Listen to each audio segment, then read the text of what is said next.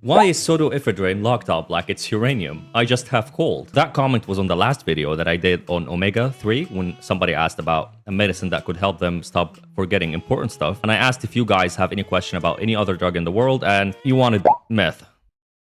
Yeah, that's the effect of Breaking Bad. Methamphetamine, or just meth, is a highly addictive central nervous system stimulant. Chemically, it's very similar to amphetamine, which you might know from drugs like Adderall, but it's much more potent and dangerous. Meth increases the amount of dopamine in the brain, which is the neurotransmitter responsible for pleasure, motivation, reward, focus, all that. It does that by forcing dopamine out of its storage vesicles and blocking its reuptake and also preventing its breakdown. So that's the way it increases the dopamine in the circulation. People usually use meth for the initial rush of euphoria, hyperfocus, pleasure, and wakefulness, and also it decreases appetite and all that increased energy.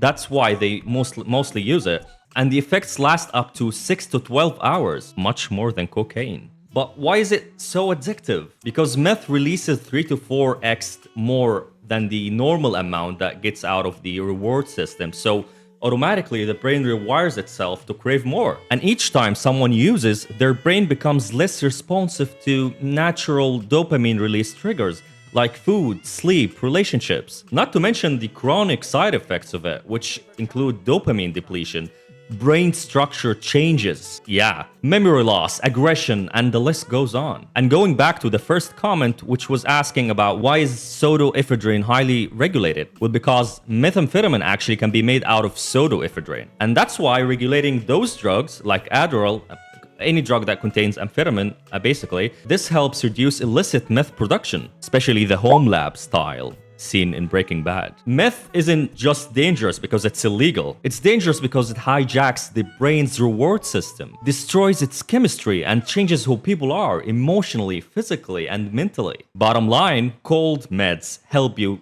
take your breath, but meth takes your breath away permanently.